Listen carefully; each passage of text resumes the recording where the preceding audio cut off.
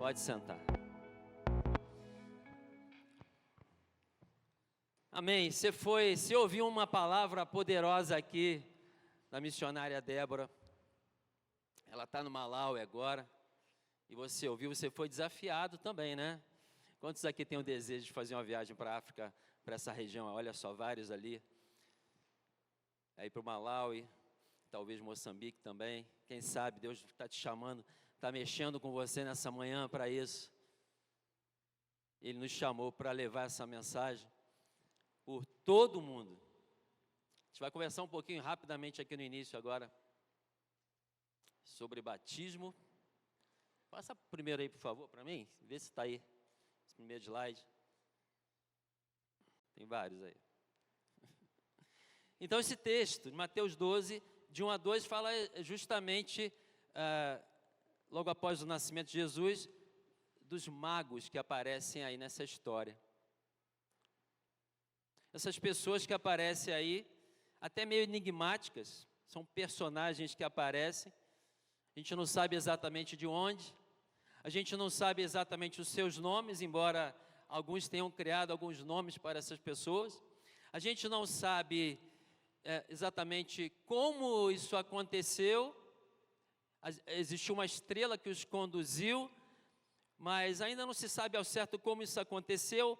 Alguns criam aí teorias, alguns criam até a cor da pele dessas pessoas, alguns disseram já, tentaram dizer qual é a cor da pele, o nome, de onde eles eram, mas a Bíblia simplesmente relata que os magos do Oriente vieram conhecer Jesus. Então vamos ler, Mateus 12, de 1 a 2. Assim que tiver liberado aí, você pode jogar no slide também.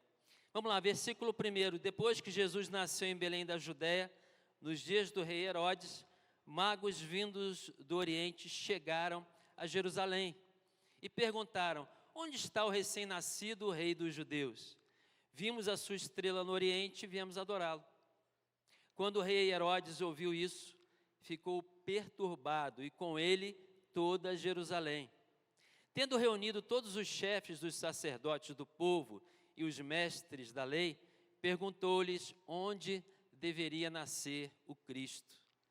E eles responderam: em Belém da Judéia, pois assim escreveu o profeta. Mas tu, Belém, terra de Judá, de forma alguma és a menor entre as principais cidades de Judá, pois de ti virá o líder que, como pastor, conduzirá Israel, o meu povo.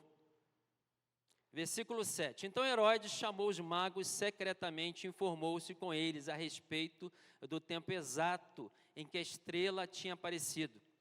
Enviou-os a Belém e disse: vão informar-se com exatidão sobre o menino. Logo que o encontrarem, avisem-me, para que eu também vá adorá-lo. Depois de ouvirem o rei, eles seguiram o seu caminho, e a estrela que tinham visto no Oriente foi adiante deles, até que finalmente parou sobre o lugar onde estava o menino. Quando tornaram a ver a estrela, encheram-se de júbilo. Ao entrarem na casa, viram o menino com Maria, sua mãe, e prostrando-se, o adoraram. Então abriram seus tesouros e lhe deram presentes: ouro, incenso e mirra. E tendo sido advertidos em sonho para não voltarem a Herodes, retornaram à sua terra por outro caminho. Pai, obrigado pela tua palavra. Nós já oramos há pouco. Agora eu te peço a revelação, Senhor, vinda de ti. Em nome de Jesus. Amém. Nós acabamos de ler esse texto que descreve, então, a chegada desses magos do Oriente a Jerusalém. Alguns acham que eram 3 por causa dos três categorias de presentes que eles entregaram, que era ouro, incenso e mirra.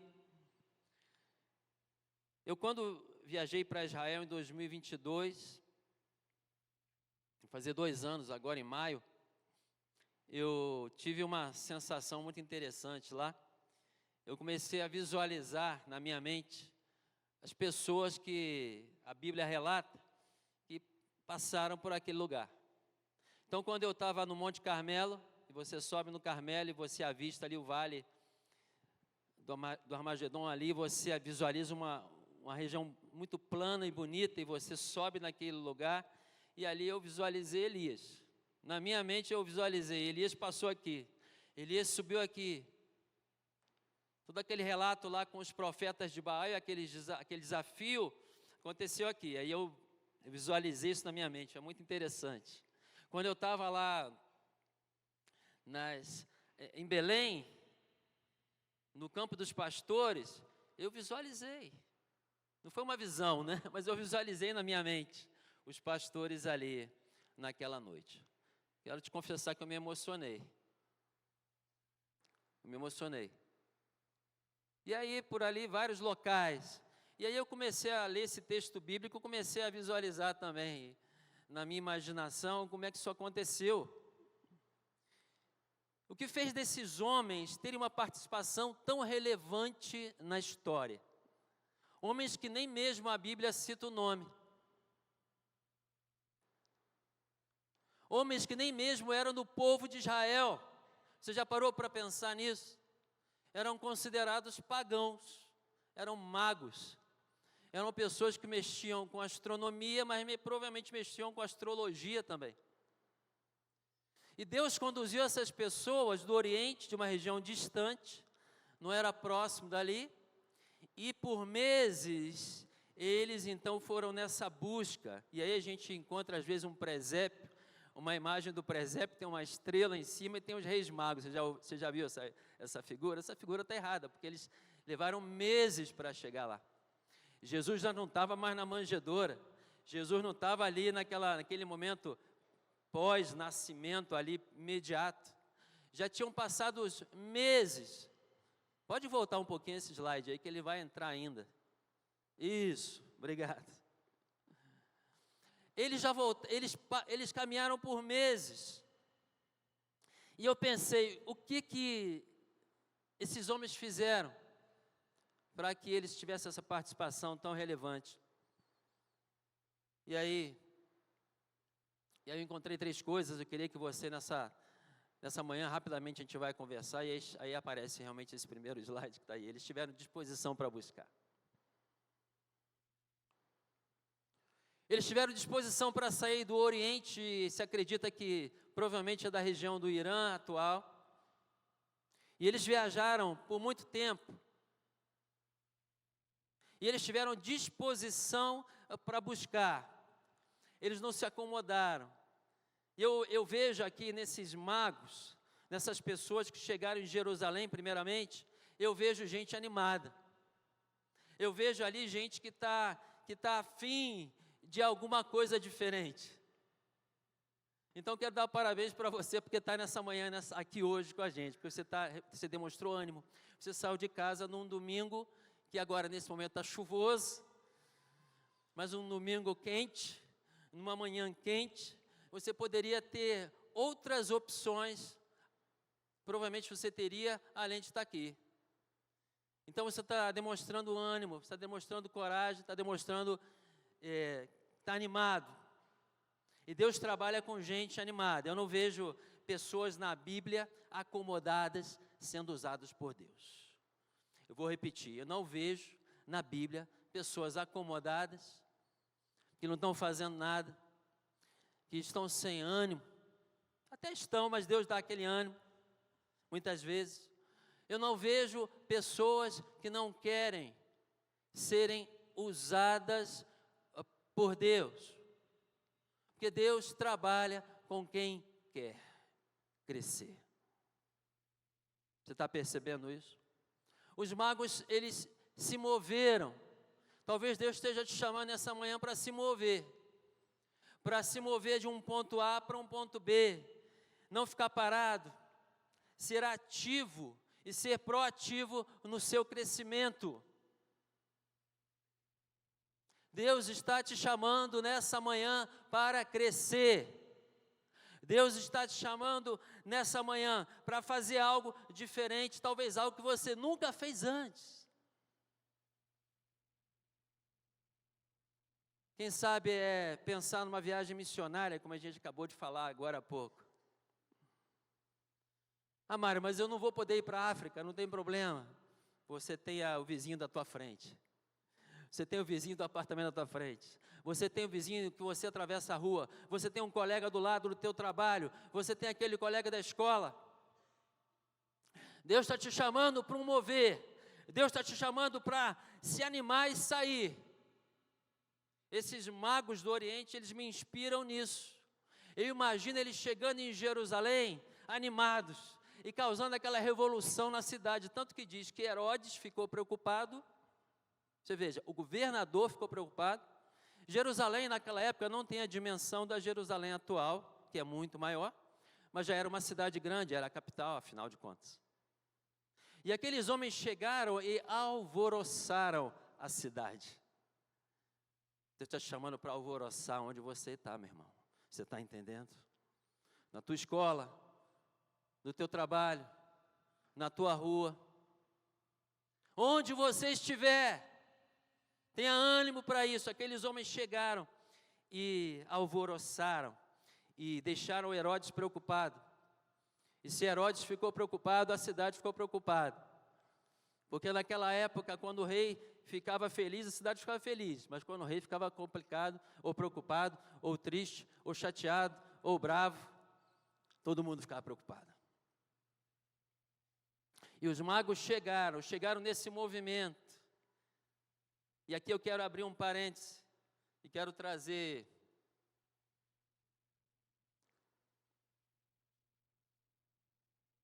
aqui de novo o versículo 3 para a gente analisar. Veja bem a atitude de alguns nesse momento. Versículo 3, quando o rei Herodes ouviu isso, ele ficou perturbado e com ele toda Jerusalém. Herodes ficou realmente muito assustado.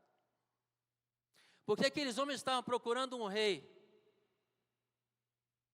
E Herodes pensou, olha, mas afinal de contas eu sou rei. E aqueles homens estavam procurando pelo rei dos judeus, mas não era simplesmente um rei terreno. Tinha alguma coisa a mais, e Herodes ficou muito perturbado. E Herodes chamou, sabe quem? Ele chamou ali os chefes dos sacerdotes do povo e os mestres da lei. O versículo 4 diz isso. Herodes chamou os experts. Ele chamou quem sabia. Quem, afinal de contas, esses homens ou essas pessoas estão procurando? Que rei é esse?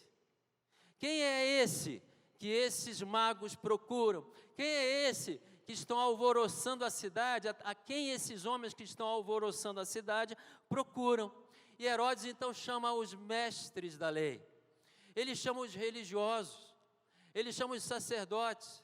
E eles vão em cima. Eles vão certinho na resposta.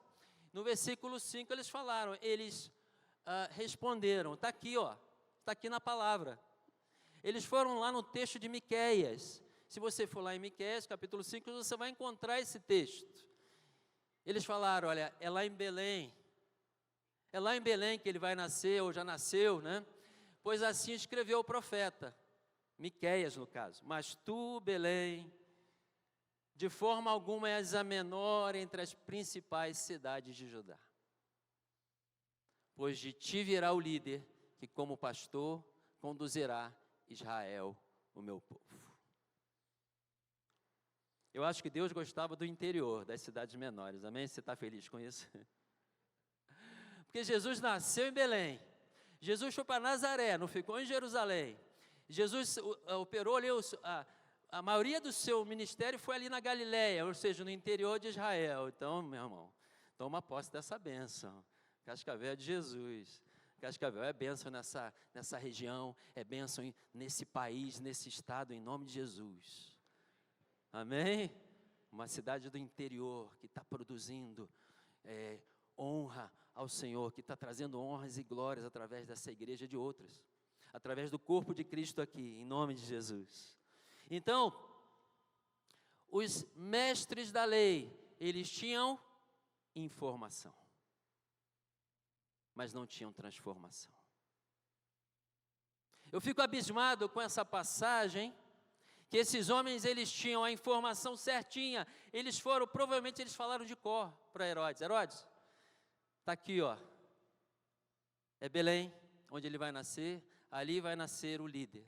Ali vai nascer o Messias, ali vai nascer aquele que vai nos resgatar. O que você faria se o maior presente da sua vida, se algo que fosse transformar a sua vida por completo, estivesse a aproximadamente 9 quilômetros daqui, meu irmão? Era a distância de Jerusalém para Belém, ou é até hoje, né? O que você faria se o maior presente da sua vida estivesse logo ali, saindo daqui, estivesse logo ali um pouco depois do trevo Cataratas? O que você faria? Você correria até lá? Aqueles homens simplesmente citaram a palavra, estavam cheios de informação, mas eles não tiraram o pé de Jerusalém. Os escribas, os mestres da lei e os religiosos. O que você está fazendo com a informação que você tem? Essa é a pergunta que eu quero te dar. Você está se enchendo de informação? Eu quero dizer, informação é importante, informação faz parte do nosso crescimento, informação é o começo, informação é como você começa a conhecer quem é Deus. Mas a informação não pode ficar só nela mesma, a gente precisa de transformação. Os escribas, os mestres da lei, ficaram ali. Por que eles não foram com os magos? Por que eles não falaram, nós vamos com vocês? Eu quero conhecer, eu quero estar lá, eu quero ver este rei. Deus está te chamando para dar um passo desafiador na tua vida, talvez. Eu quero te encorajar nesse momento. Coloque as suas ações nesse momento diante do Espírito Santo. Porque Deus está nos chamando a essa disposição para buscar.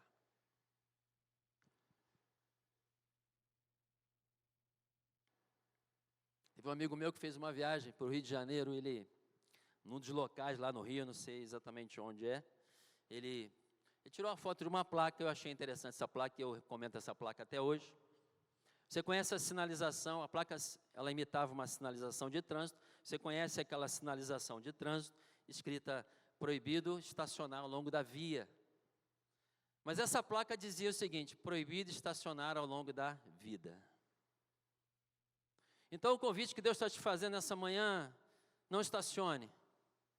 Não estacione ao longo da sua vida. Ele está te chamando para mais. Ele está te chamando para mais. Aqueles homens, eles não estacionaram. O John Kennedy disse uma vez, o conformismo é o carcereiro da liberdade e o inimigo do crescimento. Talvez você esteja conformado. Talvez você esteja acomodado.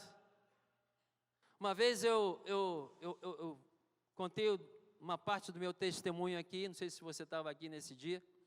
Eu trouxe algumas fotos que estavam ilustrando algumas fases da minha vida. E uma das fases da minha vida, uma das fotos era um grande urso polar. Não é que eu era gordo, não. Mas um grande urso polar estava deitadão numa neve. E aquela foto ilustrava uma fase da minha vida, talvez há uns 25 anos atrás. Ilustrava uma fase de comodismo, uma fase de conforto, uma fase onde eu simplesmente ia de acordo com o normal, o comum. Mas sabe de uma coisa, meu querido? Preste atenção nisso. Deus quer te tirar do lugar comum. Deus quer te tirar do normal. Deus quer te tirar daquilo que todo mundo está fazendo. Deus quer te chamar para algo diferente na tua vida. Aqueles magos não se contentaram apenas em olhar aquela estrela que apareceu e dizer, olha que estrela interessante. Olha só, nossos estudos astronômicos aqui indicam que essa estrela tem alguma coisa diferente, mas vamos ficar por aqui mesmo. Não, eles partiram para algo diferente, que transformou a vida deles para sempre. Eu quero te chamar para experimentar isso, e Deus está te chamando para ter essa disposição para buscar. Outra coisa que a gente encontra nos magos é justamente o desejo de adorar. Olha o coração desses homens. Eles falam, nós vimos a sua estrela no Oriente e nós viemos fazer o quê? Conhecer? Nós viemos investigar? Nós viemos aqui dar uma olhada, ver como é que é? Não, nós viemos adorá-lo. Nós viemos adorá-lo. Deus está te convidando e me convidando nessa manhã. Ele está nos chamando para assumirmos uma postura de adorador. Postura de adoradores. O que é o adorador? Adorador é aquele que reconhece, em primeiro lugar, que Jesus é Rei. Os magos, eles reconheceram no coração deles, na mente deles, já estava estabelecido: nós viemos adorar o Rei. O que você veio fazer aqui nessa manhã? Você veio adorar? Você veio com um coração de adorador? Ou você veio somente investigar? Não há problema inicialmente em investigar. Talvez você esteja realmente aqui, veio, não, eu vou ver o que é aquilo lá. Eu vou ver porque alguém me chamou. Eu vou ver porque minha mulher me falou para eu ir hoje. E hoje eu tenho que ir porque é aniversário dela. Né? Não sei, alguma coisa te trouxe aqui. Se você está investigando, eu quero te convidar. Comece a entender o que é um coração de adorador. O adorador, ele adora com música, como nós fizemos aqui há pouco, mas ele adora sobretudo com a vida. Adorar é um estilo de vida. Adorar é um estilo de vida. Os magos falaram: nós não viemos aqui matar uma curiosidade, nós viemos adorar. Como é que está a tua adoração, meu irmão? Como que está esse nível de adoração na sua vida? Versículo 11 diz o seguinte: eles, ao entrarem naquela casa,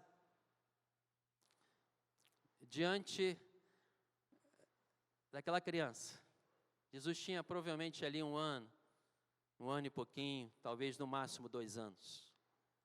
Eles, diante dos pais ali, né, Maria e José, o que eles fizeram?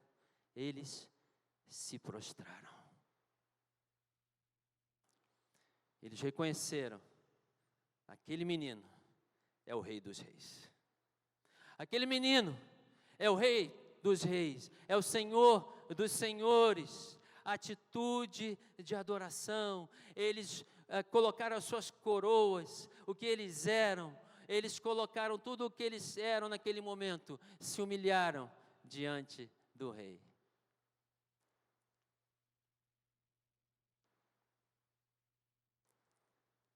Se prostraram diante do Rei. Atitude de adoração. Adorar significa deixar o orgulho, quebrar o orgulho diante do Rei. Uma vez conversei com uma mulher que tinha perdido o filho. O seu filho era um homem que, era uma senhora já, o filho era um homem que tinha sofrido um acidente de carro. Ficou na UTI por vários dias.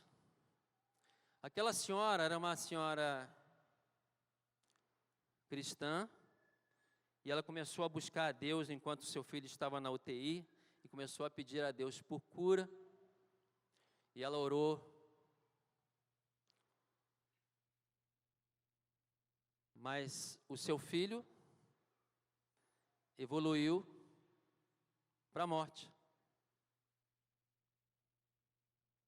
Aquela senhora, conversando com ela, ela disse: eu não consigo entender o que Deus fez.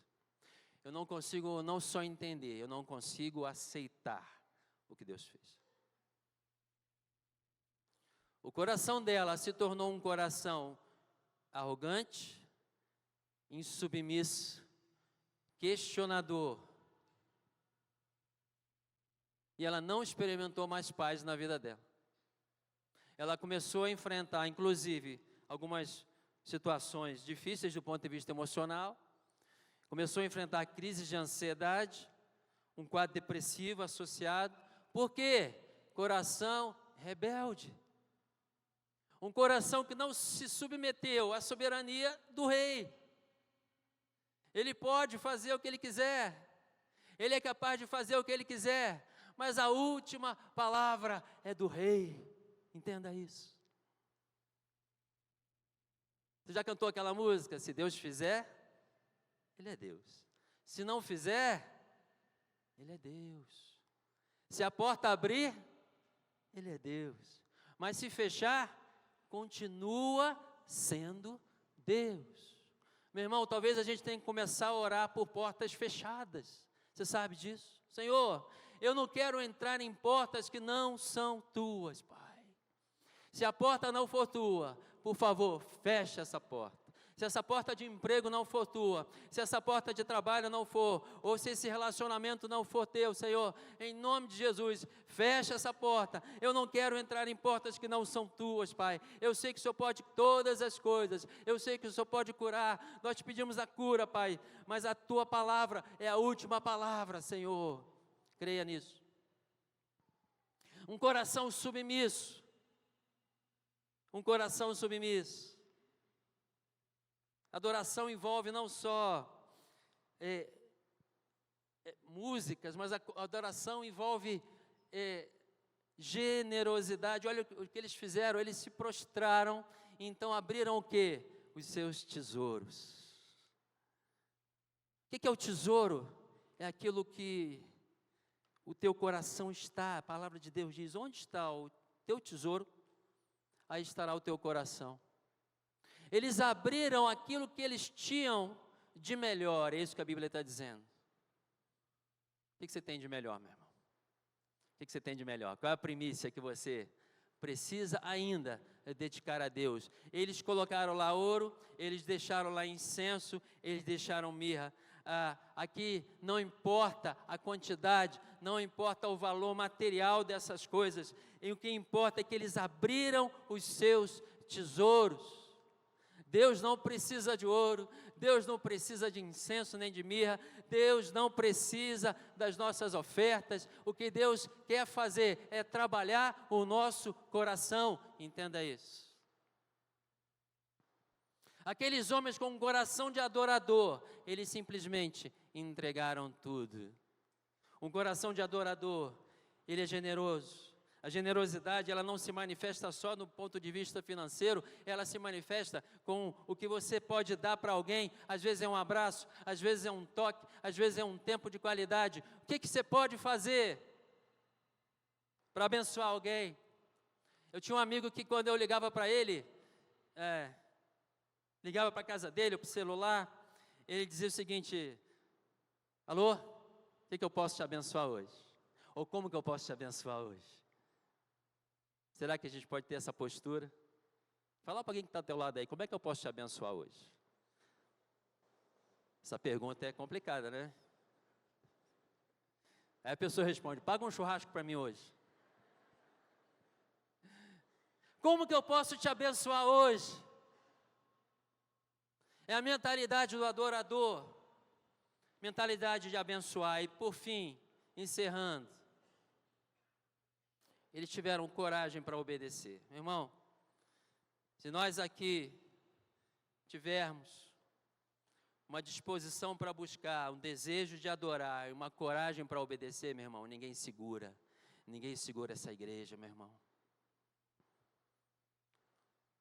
Deus está fazendo algo tremendo aqui.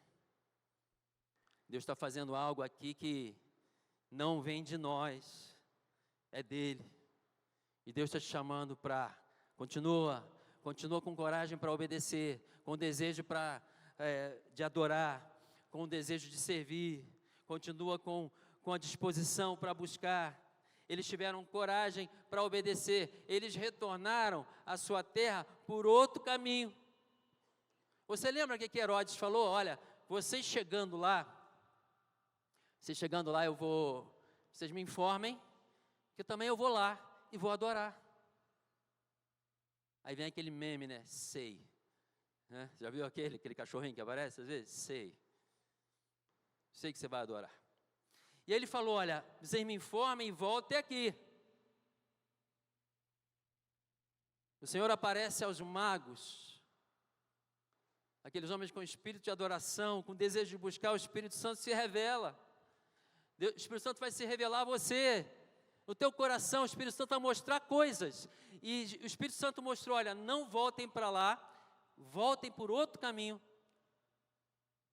Será que nós teríamos coragem para obedecer?